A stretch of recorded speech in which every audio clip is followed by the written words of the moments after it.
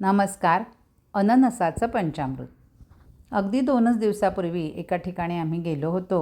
त्या ठिकाणी आमच्या प्रदीप भाऊंचं कॅटरिंगचं कॉन्ट्रॅक्ट होतं आणि त्यांनी अननसाचं पंचामृत केलं होतं. चला, इतकं ते छान झालं होतं, मला आवडलं. म्हटलं घरी आल्यानंतर आपणही करूया एक दिवस. आणि लगेचच अननस विकत घेण्याचा योग आला. त्यांनी मला सांगितलं होतं की ताई, अननसाचा जो मधला भाग आहे ना, तो जरा घशाला खवखवतो, त्यामुळे तो तेवढा घेऊ नका आणि साईडचा जो भाग आहे ना, तो तुम्ही बारीक त्याच्या फोडी करून घ्या. आणि जर तो भाग तुम्हाला घ्यायचा असेल जाडसर भाग, तर तो किसून घ्यावा लागेल. पण मग मी हे पहा, अशा प्रकारे हा सर्व भागाच्या फोडी करून घेतल्या आणि हा जो मधला जाडसर भाग आहे तो काही मी घेतला नाही. तो किसून शिजवून घेतला की चालतो म्हणाले होते ते, पण मी ते तसं काही केलं नाही. हा अननस धुवून घेतलंच होतं, फोडी पण एकदा जरा पाण्याखाली धुवून घेतल्या. चला तर पाहूया ह्या पंचामृतासाठी लागणारं साहित्य. अननस बारीक चिरून घेतलेला आहे मी. चिंच आहे आंबूळपणा येण्यासाठी, ती स्वच्छ धुवून मी पाण्यामध्ये भिजत ठेवलेली आहे. मोहरी आहे, जिरं आहे, दाण्याचा कूट, तिळाचा कूट थोडा घेतला आहे, 2-3 लवंग, दालचिनी, काजूच्या पाकळ्या, हे तमालपत्र आहे. हा खवलेला ओला नारळ आहे, त्याचं मी दूध काढून घेणार आहे. चिंच असल्यामुळे गूळ हवाच, आपल्या आवडीनुसार गूळ घ्या. नंतर हे लाल तिखट आहे.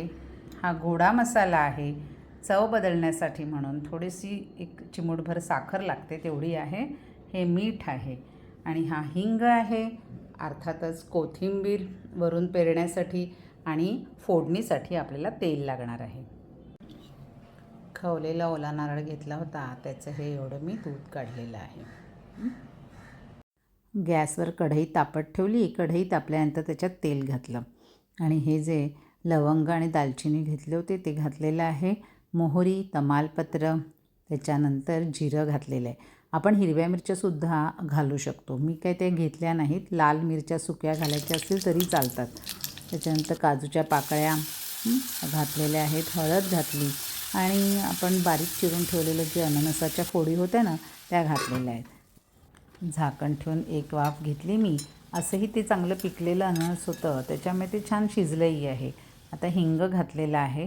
आवश्यकतेनुसार लाल तिखट, आपल्याला केवढं लाल तिखट घालायचं आहे ते आपल्या आवडीनुसार घालायचं आहे. त्याच्यानंतर मी गरम पाणी करून ठेवलं होतं, ते ह्याच्यामध्ये घातलेलं आहे, म्हणजे आणखीन ते लगेच फोडी आणखीन नरम होतील चांगल्या.